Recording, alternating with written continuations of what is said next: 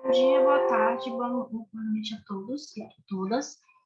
Eu sou Jéssica Ladeira Santana, sou orientanda do Dr. Beltrão Monteiro de Lima Neto.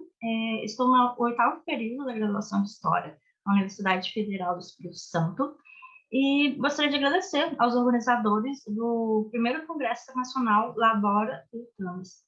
Minha apresentação é intitulada Hibridismo e Fronteira no Egito Romano, século I a.C. e II depois de Cristo, um estudo sobre a geografia, livro 17 de Estrabão e dos retratos funerários do Pai.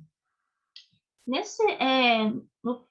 século I de Cristo, o Egito ele foi anexado ao Império Romano e ele já tinha uma grande importância para Roma desde o período ptolomaico, que principalmente devido à produção do trigo e devido à importância, ao tornar uma província romana, ela teve alguns cuidados especiais, como um cargo de prefeito, que era habitualmente empregado pelos senadores.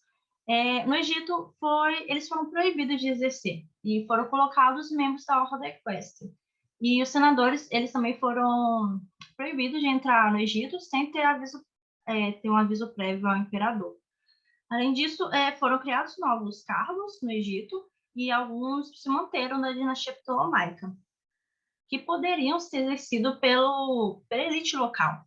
E essa elite, ela não era mais a anterior, que eram os alexandrinos, pois eles eram conhecidos por serem revoltosos e estavam conectados ao governo ptolomaico, né? E Augusto, sim, ele criou uma nova elite que possibilitasse a cooptação. O imperador ele prezava por ela ser constituída por gregos e terem a cultura helena, a qual era prestigiada, mas não poderia ser mais os alexandrinos. Com isso, a elite escolhida foi a metropolitana, pois elas detinham as características valorizadas pelo império. Também foi criada uma distinção dos grupos que habitavam no Egito, e para saber mais sobre um determinado indivíduo ou família, o indivíduo que pertencia, o governo romano ele implementou o censo, que ocorria a cada 14 anos. E os dados obtidos pelo censo, eles estavam fisicamente ligados ao status dos indivíduos. Determinados grupos da sociedade, eles eram favorecidos em oposição uns aos outros, pois por exemplo, possuir origem grega era um determinativo de prestígio. E o censo ele estava conectado à logografia, que era o imposto, após os romanos não eram cobrados, já os helenos pagavam metade e os autóctonos acabam com a taxação integralmente. Mediante essa diferenciação étnica, os romanos eles estabeleceram a fronteira interna da sociedade egípcia, afastando os indivíduos e lançando a competição dentro do Egito. E para distinguir, verificar e comprovar quem era grego, foram estabelecidos alguns critérios.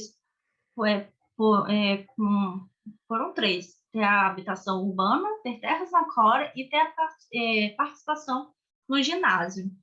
Mas os autóctones eles também conseguiam comprovar essas categorias, pois eles já tinham convívio com os helenos há 3 séculos e aconteciam casamento entre eles. E embora os status de heleno eles já eram algo conceituado, porém não era diferenciado no governo anterior. E com a dominação romana, ser culturalmente grego passou a ser buscado pela sociedade. Com isso, a movimentação entre as identidades, um autóctono poderia solicitar a cidadania grega se comprovasse os critérios.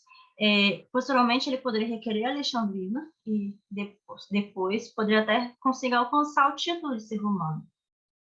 Nas províncias romanas, o ser romano era algo multifacetado, pois um sujeito poderia ser parte da elite e carregar tradições autóctones e experiências distantes do padrão imperial, assim construindo uma cultura híbrida, uma identidade híbrida. E nesse cenário que Estrabão presenciou na sua moradia por volta de 5 anos em Alexandria, e sua viagem pelo Rio Nilo, junto com o prefeito Hélio Gaio, que foi o segundo prefeito do Egito. E Ele também, além da sua pesquisa em loco, ele utilizou leitura de intelectuais gregos e como Políbio, Heródoto e Homero para escrever a sua Geografia Livre 17. E a sua identidade de ser grego é, é importante conhecer para entender um pouco a obra, por isso abordarei sobre a sua biografia brevemente. Strabon era de origem helena, ele nasceu na cidade de Amásia, no Rio do Ponto, aproximadamente 50 anos de Cristo, e morreu 23 depois de Cristo. Ele foi instruído por importantes intelectuais de sua época, como Aristodemo de Nisa, que ensinou retórica e gramática aos filhos de Pompeu. E, ao escrever a geografia, Estrabão tinha o intuito de relatar sobre a cultura e a natureza de todo mundo conhecido. E acreditava que a sua obra seria importante para governadores governar melhor, para saber sobre toda a ecumene. E o Egito, que Estrabão presenciou e escreveu na Geografia de 17, ele era habitado por essa sociedade multicultural que eu já relatei. O geógrafo narrou sobre alguns grupos, como os alexandrinos, que foram reconhecidos como mistos, como híbridos, e ele fez uma citação sobre Políbio, porém ele concordava totalmente. E ele diz assim, que os alexandrinos eles não estavam muito inclinados à vida civil, porém eram melhores que os outros, pois embora fosse uma população mista, era de origem grega e tinha conhecimento de costumes helenos comuns. O autor ele percebia elementos análogos aos dele de ser grego nos alexandrinos, porém ele salientava que existia um hibridismo cultural ocorrendo ali, e assim ele não conseguia compreender que a identidade do alexandrino seria uma identidade, uma cultura totalmente helena. E, como podemos ver, desde a capital do Egito, que era habitada por sujeitos de origem helena, havia uma produção de uma cultura híbrida. E, deste modo, um greco-romano não conseguia distinguir a identidade que pertencia contida a Alexandria, ainda que seus habitantes frequentassem o ginásio e teriam conhecimento da paideia. Em outra passagem, Estrabão aborda sobre os menfitas como pessoas de raças misturadas, e também salienta que eles adoravam deuses gregos em Mênfis. Então, a cidade que já conteve uma importância política no Egito, e, porém, desde as reformas feitas por Augusto, ela teve a notoriedade posta de lado, pois eles temiam revoltas cívicas nessa região. Os greco-romanos, assim, não tinham o porquê de morar num território que não conferisse para ele a cidadania helena, porém, podemos perceber que havia ali uma cultura grega também. Com isso, compreendemos que a identidade dos menfitas era uma identidade fluida, e pois partilhavam tanto de atributos helenos quanto as tradições autóctones.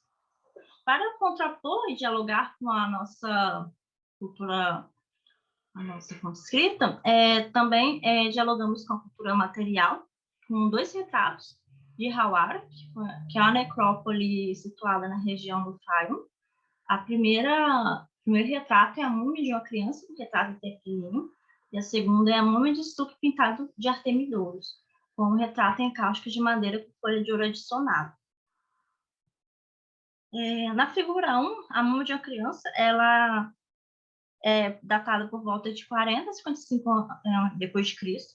O morto está vestindo uma túnica branco creme e tem os seus cabelos ao estilo Júlio Claudiano. Na parte inferior, consta cenas de uma cerimônia religiosa. A segunda múmia é um retrato funerário de Artemidorus, que foi moldurado na madeira de tilia, material nativo do hemisfério norte, e por isso foi importada, e que elevava o preço do revestimento. Outro elemento nobre contido nessa múmia é a iconografia revestida de ouro da cabeça aos pés. E o dourado, ele tinha uma importância na tradição egípcia que relacionava as múmias às divindades. Elas que eram tidas que tinha a carne como a cor desse mineral. O ouro simbolizava também a imortalidade e a vida eterna. E era um metal de alto custo, e poucas famílias poderiam ornar seus retratos e seus entes queridos com ouro. E como no momento anterior, ela está usando uma túnica de cor clara, mais precisamente branca, e as vestimentas claras, elas eram valorizadas, aconselhadas desde o período de Augusto, e depois, posteriormente, tornou-se tradição romana após a morte do primeiro imperador.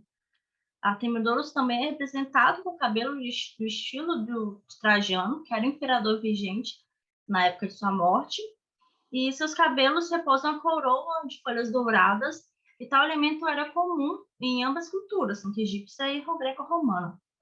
Essa múmia apresenta uma inscrição dentro de uma tábua ansata, escrita Despedida Artemidorus, e essas inscrições são etiquetas de múmia, que serviam tanto para identificar uma múmia em seu transporte das oficinas até as casas dos familiares, e também serviam para as famílias do morto deixar uma mensagem de despedida.